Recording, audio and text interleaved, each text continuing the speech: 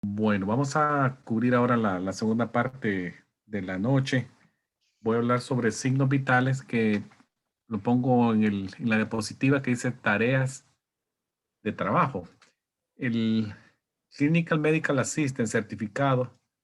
Recuerden que lo dijimos al principio cuando hicimos la presentación de generalidades del Clinical Medical Assistant que decía que podía trabajar en ambas zonas, adelante o en la parte de atrás. La parte de adelante es más administrativa y la parte de atrás es más actividad cara a cara o trabajando lado a lado con el médico. Y algunas de las funciones que el Clinical Medical Assistant tiene que hacer son en front y back, adelante y atrás, por ejemplo, contestar llamadas de teléfono, hacer citas, preparar algo de que tenga que ver con pago, puede ser, comunicarse con pacientes, ver el expediente médico del paciente y, ahí lo pongo en rojo, tomar signos vitales a los pacientes, que es de lo que vamos a hablar ahora. También puede hacer lo que vamos a hablar el jueves, lobotomía y también electrocardiograma, que lo vamos a hablar la otra semana.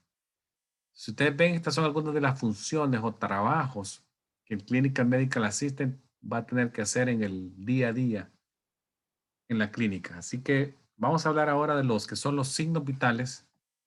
Lo pongo en rojo y veamos de qué se trata. Signos vitales. Los signos vitales son la medida, es una medida numérica de lo que es un aspecto importante de la vida, que son, ya lo vamos a ver, pulso, temperatura, respiración, peso, talla. Tiene que ver, son medidas que se deben de tomar en todas las visitas que hacen los pacientes a la clínica o hospital. Estos hallazgos son indicadores de lo que está pasando en el interior de nuestro cuerpo, lo que se conoce como homeostasis, cómo está nuestro balance interno y representan de manera directa el estado general de la salud del paciente. Son muy importantes, no lo veamos tan así a la ligera, los signos vitales. Entonces los signos vitales en el paciente son la temperatura, el pulso, respiración y la presión arterial. Entonces son 4 signos vitales. Se pueden abreviar TPR, sería temperature, pulse, respiration, y la presión arterial sería como BP o blood pressure. Y a todos ellos juntos se les llama los signos cardinales, los signos vitales, signos cardinales. Otras medidas que también son importantes, pero no son signos vitales, son las medidas antropométricas. Y estas incluyen la talla de la persona, el peso y otras medidas que también actualmente se están usando mucho, como son medida de la composición de grasa, la medida de la circunferencia de la cabeza del niño y también la medida de la circunferencia del pecho, que es la chest. Son medidas antropométricas. Acá tenemos algunos rangos normales de signos vitales. Y si ustedes pueden ver a mano izquierda está el grupo etario, el grupo de edad, y viene desde recién nacido hasta el adulto. Y si ven en el adulto, no le pusimos de edad porque aplica desde 18 años para arriba, todo eso. Venimos desde acá, bien nacido, hasta la adultez, sin especificar si es un adulto mayor o un adulto, no importa. Y vemos que el pulso, rápidamente se ve que el pulso de un niño recién nacido es bien rápido. Ustedes ven 120 a 160 podría ser un rango normal. Ese mismo pulso, ustedes se lo ponen a un adulto, es taquicardia, muy rápido. Y a medida el recién nacido va agarrando años, el pulso va bajando en intensidad, en frecuencia. Ven 90, 80, 75. Y ya más o menos en la adolescencia agarra un pulso casi del adulto que nosotros sabemos, que es el 60-100. Habíamos dicho que si era arriba de 100 era taquicardia y abajo de 60 bradicardia. Y ahí se mantiene. Y la respiración es casi igual. Si usted ve la respiración de un niño es bien rápido, de 30 a 50, pero esa misma respiración usted se la ponen a un adulto y es una taquipnea, muy rápido. A medida que crece también van bajando las frecuencias respiratorias, bajando, bajando, hasta que el adolescente ya hace un salto que casi lo ubica en el parámetro del adulto, que sería de 12 a 20. Ahora, la presión arterial es un poquito a la inversa. Cuando ustedes ven el recién nacido, su presión arterial es bien baja, 60, 30, 96, 62, bien bajita. A medida que él va creciendo, la presión arterial va aumentando en valores y ya un adolescente traslapándose para ya la adultez, adulto joven, ya le vemos valores que son más o menos lo que nosotros queremos en un adulto normal, que podría ser de los 120, 80 por ahí. Entonces vean esta tabla y saquen la conclusión que los valores de signos vitales son casi opuestos en el recién nacido con el adulto. En el pulso y respiración son bien altos, se van haciendo en menor cantidad, y en la presión arterial a la inversa son bien bajitos y van aumentando a medida la persona va agarrando años. Veamos el primer parámetro, pero antes de llegar ahí, ¿qué nos debe llamar la atención en los signos vitales? Uno es que hay que ser bien exacto cuando los tomemos. Déjenme regresar acá. Acá. Deben de ser exactos, porque eso es bien esencial. Recordemos que cualquier variación nos indica la presencia o que se está yendo, se está desapareciendo una enfermedad. La persona se está curando, se está sanando. Así que es bien importante ser exacto en la toma de los signos vitales. Y recordemos que los signos vitales pueden ser influenciados por muchos factores, como pueden ser factores físicos y emocionales. Si yo llego a una clínica y acabo de caminar desde que me bajé del tren hasta la clínica, son 5 cuadras o blocks, obviamente voy a llegar cansado, mi presión arterial va a estar alta, mi pulso bien alto. Entonces, ¿por qué? Porque el factor físico tiene influencia en eso. Otra cosa es, yo puedo estar sentado media hora esperando al doctor, me pasan a la clínica, pero me pongo nervioso. Hay un factor emocional de por medio. Estoy descansado, pero el nerviosismo me lo pone a 100, 120 el pulso. Un miedo. Así que siempre es bueno que la mayoría de pacientes que son aprensivos o nerviosos durante una visita de doctor, sepamos que los signos vitales podrían estar alterados y hay que tener eso en consideración.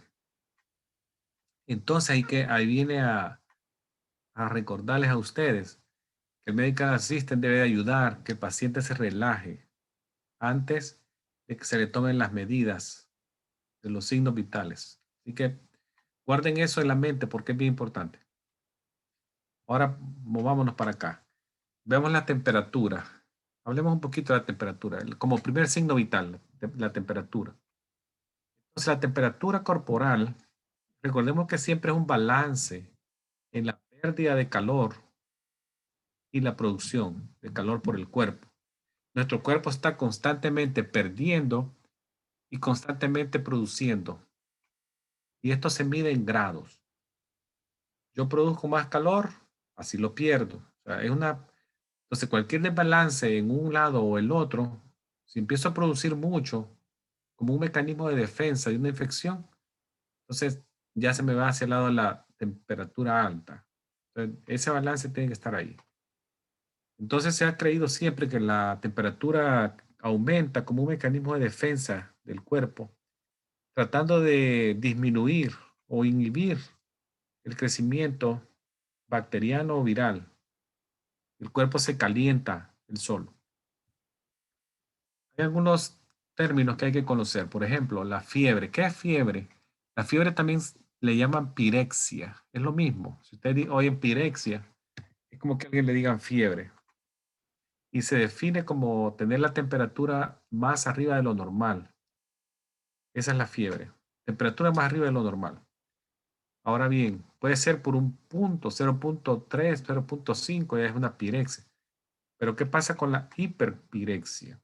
Esta es una elevación más alta, extrema, una fiebre alta, high fever, en el cual la temperatura corporal puede ser arriba de los 40 o 41 centígrados o Celsius, el equivalente a 104 o 105.8 Fahrenheit. Esa sería una hiperpirexia.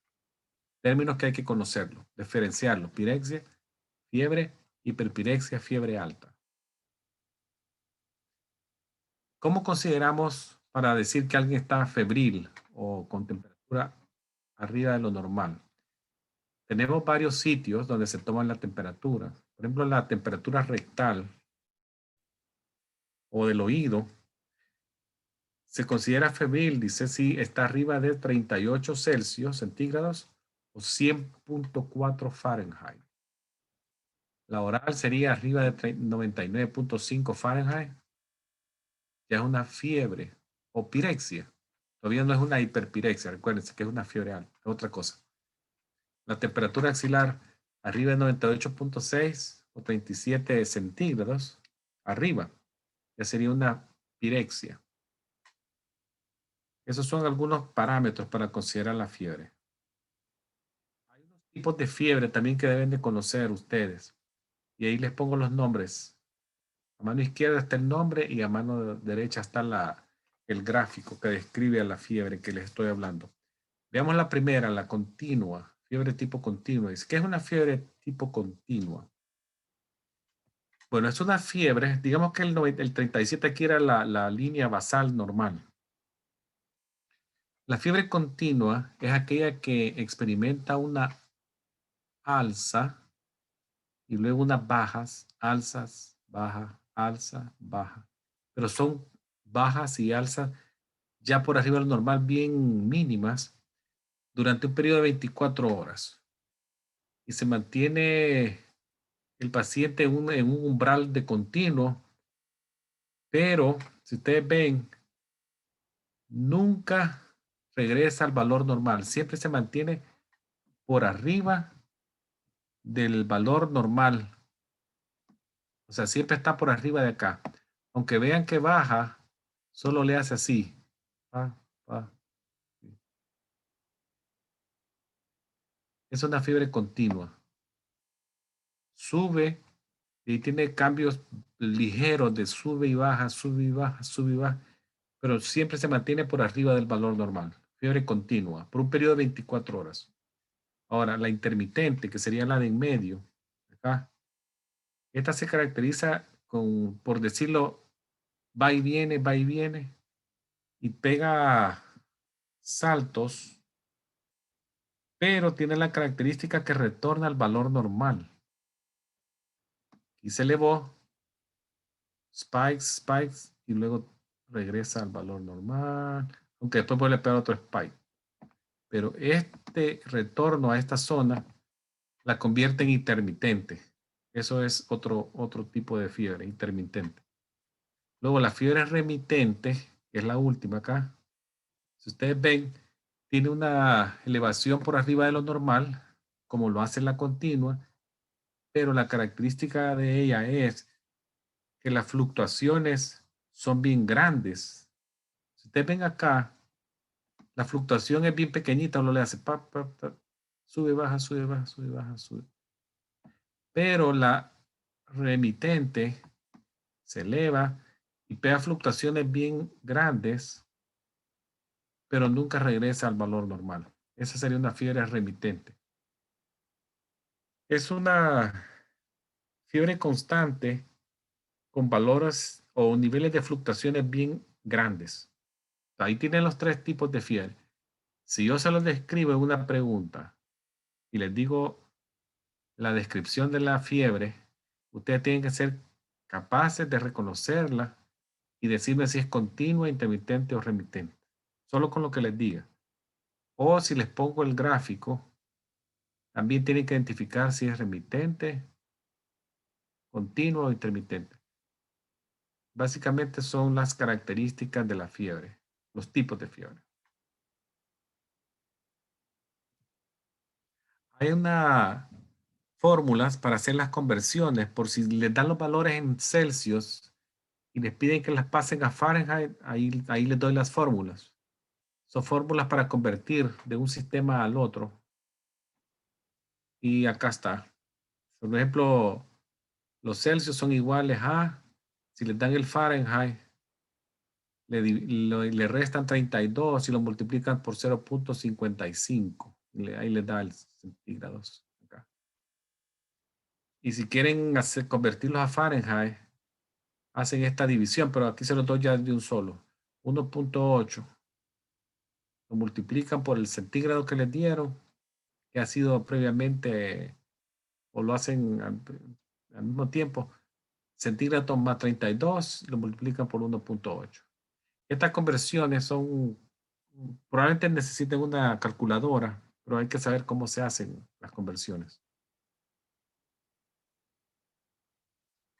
Ahora, ¿cómo se hacen las lecturas de las temperaturas?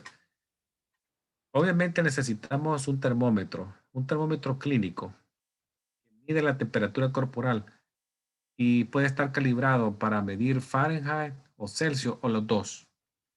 En Estados Unidos casi todos los termómetros tienen las dos lecturas. Uno tiene la opción de ponerlo en Celsius o en Fahrenheit. Así que va a tener esa facilidad. Los termómetros ya traen una opción. La escala Fahrenheit es la que más se usa en Estados Unidos para medir la temperatura del cuerpo. Pero en algunos hospitales o clínicas, como les dije, van a ustedes ver, los termómetros tienen las dos lecturas y le hacen la vida a uno más fácil. Puede uno escoger Celsius o Fahrenheit. No, depende de uno lo busca. Entonces, antes de seguir avanzando, veamos lo que son las lecturas rectales y orales. La temperatura rectal es la más exacta, cuando la temperatura oral no se puede hacer. Por ejemplo, una persona tiene intolerancia a la vía oral, está vomitando, etcétera, o tiene quemadura en la boca por químicos u otras, imposible tomar la lectura oral. Entonces, en ese caso, la temperatura oral es mi siguiente escoge. Y es muy exacta. Pero aquí, ojo, no hay que tomar temperatura oral, rectal, si existen las siguientes condiciones. No hay que hacerlo. Por ejemplo, un paciente tiene una enfermedad cardíaca y yo al hacerle una temperatura rectal le hago un reflejo vagal. No, está contraindicado ahí. Pacientes que tienen enfermedades rectales, un paciente que tiene hemorroides, yo le puedo hacer un sangramiento por hemorroides. No hay que hacerlo.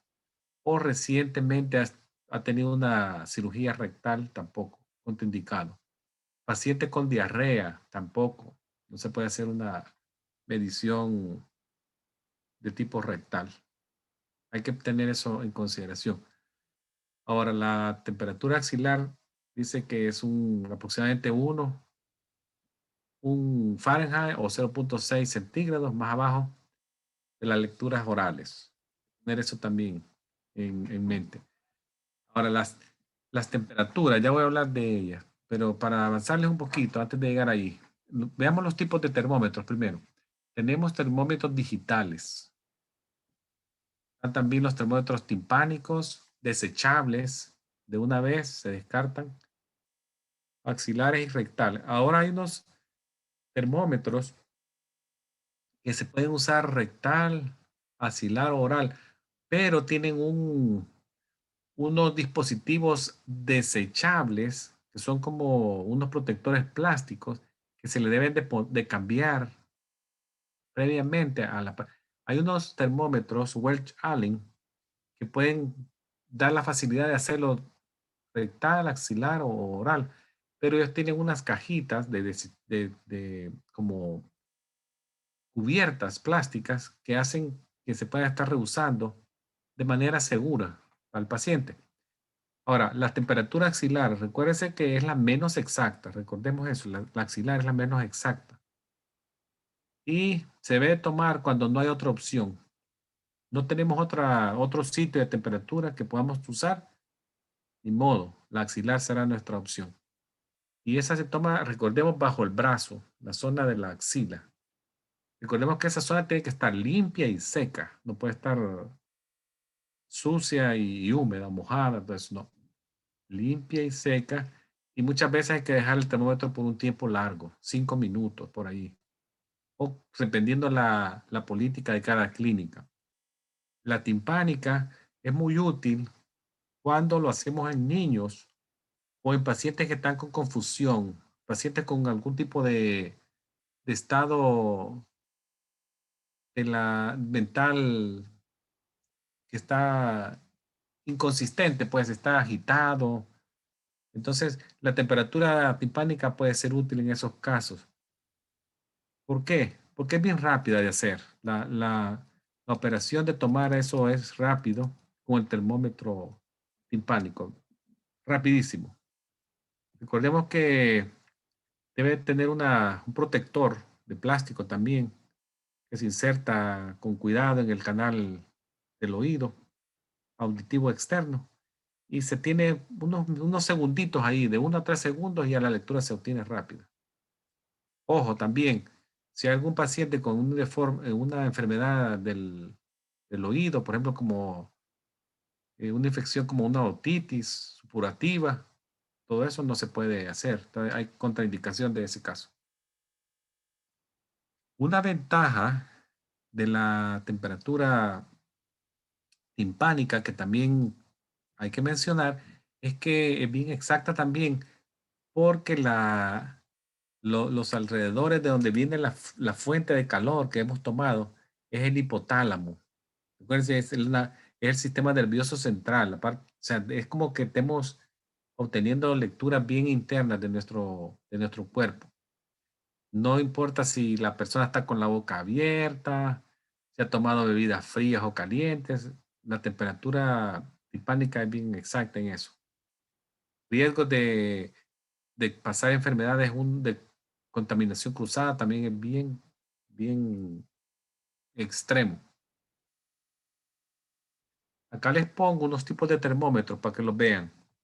Este que les dije es el Welch Allen y tiene los 3 usos. Se puede tomar temperatura oral, rectal o axilar con el mismo probe, con el mismo aparatito, pero los probes de plástico son estos. Estos son desechables. Aquí dice probe, cubierta el probe. Entonces, esto permite de manera segura estar cambiando los probes y las lecturas son bien rápidas, son automáticos. Usted lo pone y él solito tiene como un medidor de tiempo y él le avisa cuando ya está lista la temperatura, hace un sonido que le avisa que ya está y le da la lectura en una pantalla, así como lo están viendo ahí. Luego tenemos estos de en medio acá, que son los que los puede comprar uno en Walgreens, en Walmart, son bien baratos, pueden andar en unos 6, $7 y le dan la lectura en Celsius y en Fahrenheit. Y este que ven acá es una lectura infrarroja que se está haciendo bien, bien útil ahora que la gente con lo del COVID se la toman un poquito a distancia en la zona temporal o la frente y se usa este termómetro de tipo infrarrojo. Ahí les puse 3 para que los vean. Ahora vemos el otro signo vital que es el pulso. Este pulso que en los adultos van de 60 a 100 por minuto. El sitio más común usado para tomar el pulso es la arteria radial en la muñeca. Recuerden, la arteria radial está del mismo lado del dedo, del primer dedo, del dedo del thumb, que le dicen el dedo 1, arteria radial. Así que se toma el pulso ahí con los tres, con nuestros dedos, y se puede tomar por 30 segundos y multiplicarlo por 2 para obtener el minuto. Lo que estamos midiendo ahí es el latido del corazón a distancia. Lo que le medimos es lo que habíamos dicho el stroke volume, el volumen minuto, el volumen latido. Y usualmente se ocupa una arteria cerca de la superficie del cuerpo. Y lo que hacemos es levemente con nuestros dedos presionamos contra el hueso de la persona y eso hace que se sienta más el pulso. Dijimos que el sitio más frecuente es la radial. Acá está. Se lo voy a subrayar acá. Radial. El más frecuente. Pero hay otros. Por ejemplo, el pulso apical es el más exacto de los pulsos, de los sitios de pulso de medición de frecuencia cardíaca, ya que lo que estamos midiendo es la punta del corazón, el golpecito del ápex del corazón. Y esto lo hacemos con un estetoscopio. Auscultamos más o menos por abajo de la tetilla del lado izquierdo, que ahí sería el ápice, con el estetoscopio. Es muy útil en pacientes, por ejemplo, niños recién nacidos o de poca edad que tienen pulsos irregulares, adultos, difícil de encontrar el pulso radial, el pulso apical ya se lo voy a mostrar. Pacientes tomando drogas cardíacas, pacientes con arritmias, ya sea rápido, lento o un pulso suave. El pulso apical es el mejor. Acá les muestro algunos sitios. Está el temporal, el carotidio, el braquial, que es en la zona anterior del antebrazo, el radial, que es la muñeca, y este que está acá, esta medical assistant tomando un pulso abajo de la tetilla con su estetoscopio y reloj en mano. Es muy exacto. Ahora nos vamos bueno, antes de irnos a la respiración, déjenme darles un bonus aquí. ¿Qué es lo que nos importa del pulso? Que hay que tener en cuenta. Uno es la frecuencia, obviamente, que es contar las veces. Otro es el ritmo, si es irregular o regular. Otro es el volumen. A veces, si el volumen, ¿cómo se sabe del volumen? Cuando es un pulso suave, lento y sin fuerza. Volumen. Ahora vámonos a las respiraciones. Esta respiración, recuerden que es un ciclo. La respiración es un ciclo. Es inspiración y expiración. No solo verlo respirar, que le haga. Hay que contarlo el ciclo. Que inspire y expire. Ese es uno. Dos. Entonces, hay que ver también el ritmo. ¿Cuántas veces? El ritmo, si es rítmico o irregular o regular. Y la profundidad de la respiración. Si es una profundidad leve o muy profunda, que la persona se escucha todo eso hay que considerarlo. Número, ritmo y profundidad cuando se mide la respiración. Ahí, lo normal en el adulto es 12 a 18 por minuto. Y recordemos que son pulsos. Se cuentan 30 segundos otra vez y se multiplica por 2.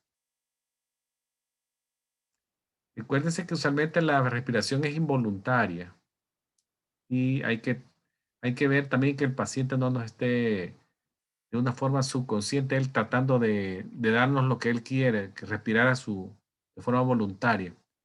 Así que así con truquito y todo, hay que saberle tomar la frecuencia. Aquí hacer como que le está tomando el pulso, pero usted le está viendo la respiración del tórax, cómo se le mueve el tórax. Con un ojo así de reojo le puede estar viendo el pecho y su reloj. y pareciera que usted está contando el pulso, pero no, usted no está contando el pulso, sino le está viendo cómo se le mueve el tórax. Así como ella está haciendo. Miren, ella está de manera indirecta, tal vez viéndole cómo se le mueve el tórax, pero simula estarle tomando el pulso, pero ella está viendo contar. ¿Por qué? Porque mírenlo a él.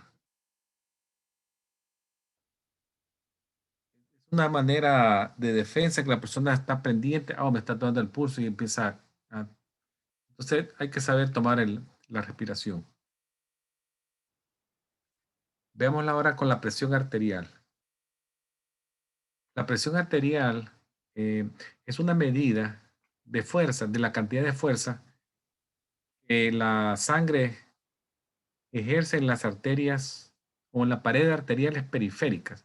Usualmente se expresa en milímetros de mercurio, acá lo pongo, milímetros de mercurio. Y así es como se abrevia, mm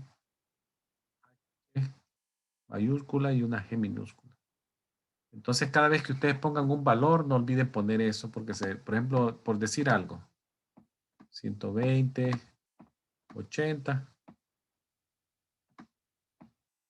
Entonces aquí se pone M,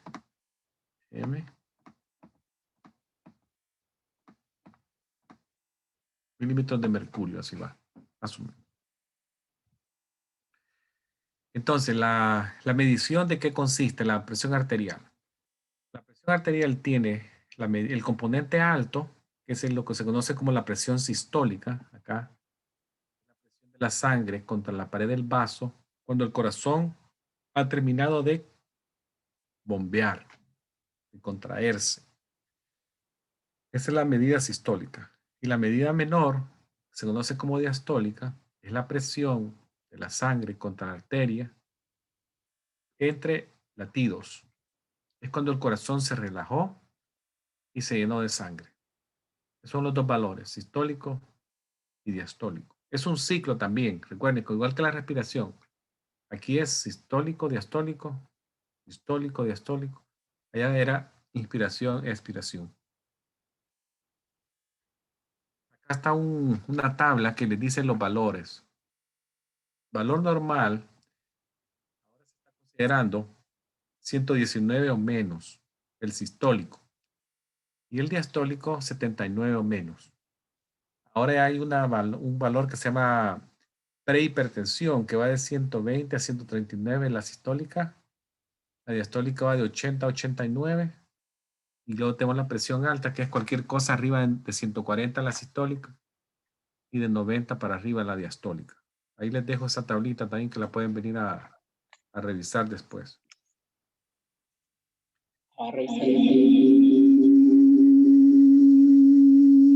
Ahora, veamos este otro valor. ¿Qué nos puede hacer que la presión se vea afectada? Hay varias cosas. Recuerden el volumen. La cantidad de sangre en la arteria influye mucho en la presión arterial. Por ejemplo, si alguien está deshidratado, obviamente va a tener presión baja, poco volumen circulante. Si está súper hidratado, que demasiado líquido ingerido, también afecta. O sea, los dos extremos.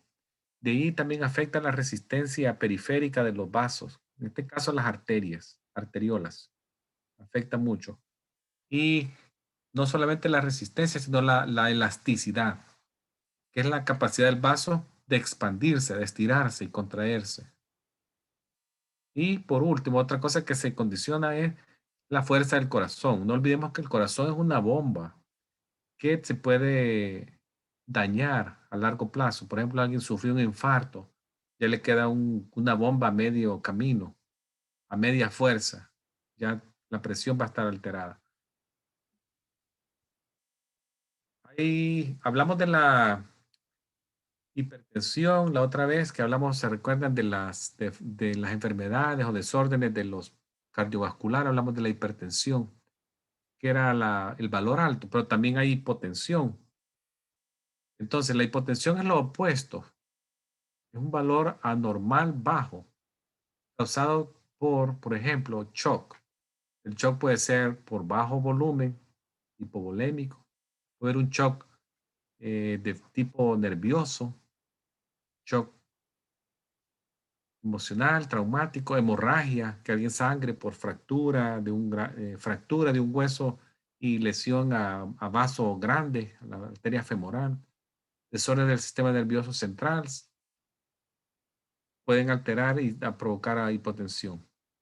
Las lecturas son 60, de 90 a 60 para abajo.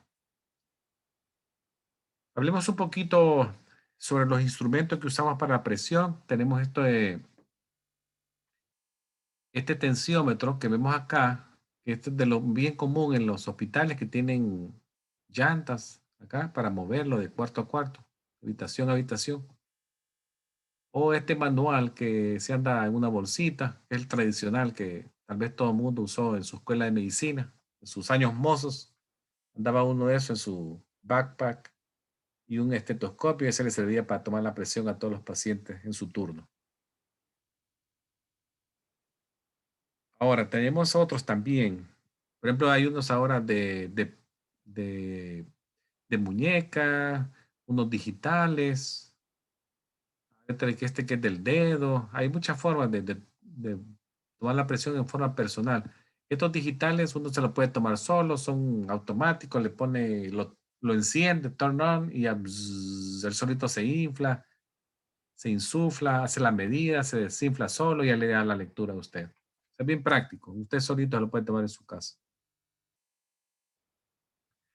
Ahora, de la presión arterial alta, no les voy a hablar mucho porque creo que ya les había hablado, pero sí quiero decirles una cosa, que no olvidemos que miles de personas, por no decir millones de personas, andan en valores que se conocen como borderline. Antes les decían como límites.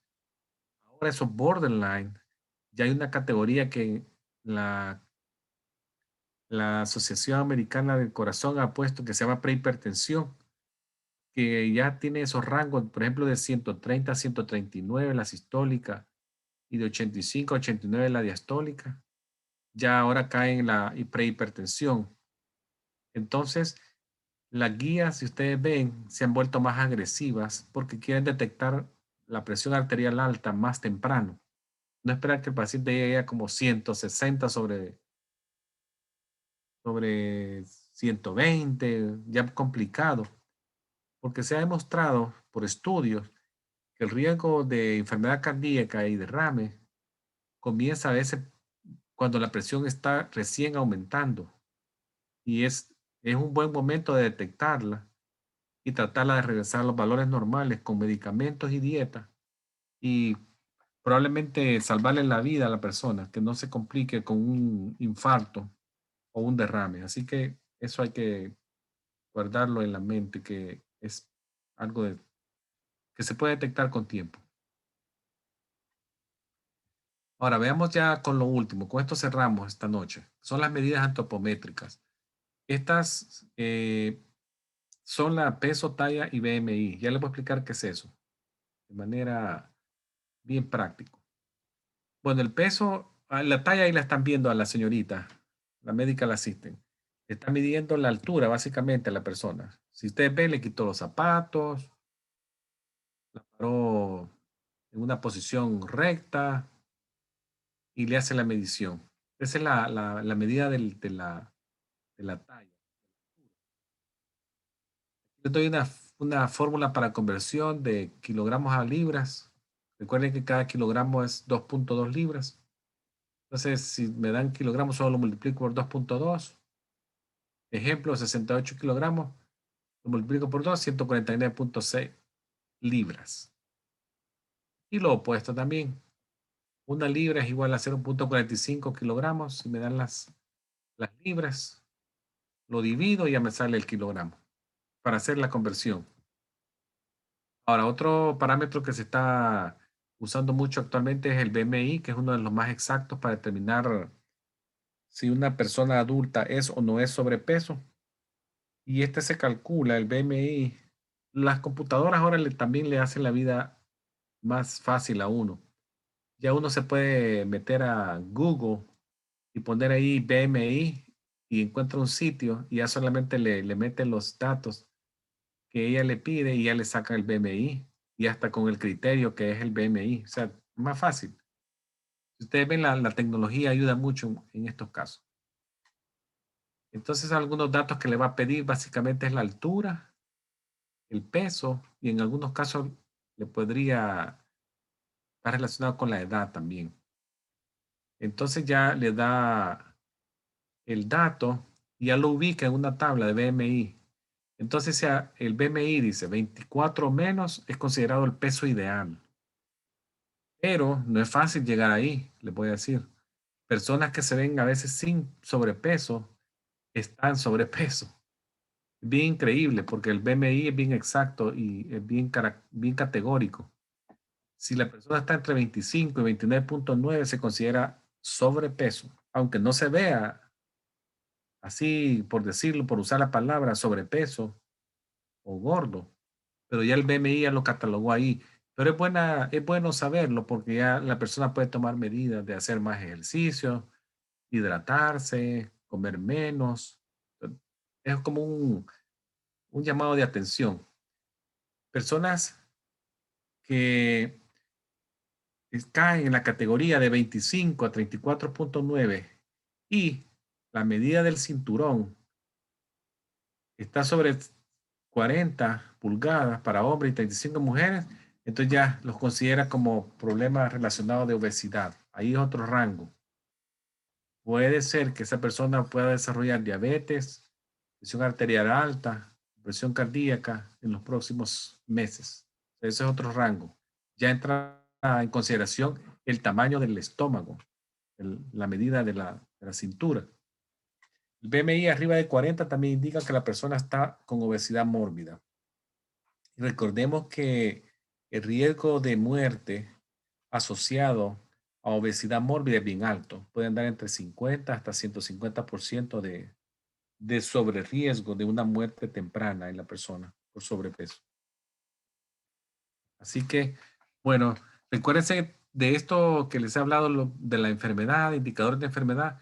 Es bueno saber también que la educación al paciente es bien importante. No solamente tomarle los signos vitales, sino que al final proveerle de asistencia, dándole consejos o material educativo para que el paciente lea en su casa y le oriente qué hacer sobre estos casos. Así que esto les traía. Muchas gracias por su atención. Una pregunta. Muchas gracias, profesor. Si alguien tiene un comentario o pregunta, este es el momento. Adelante.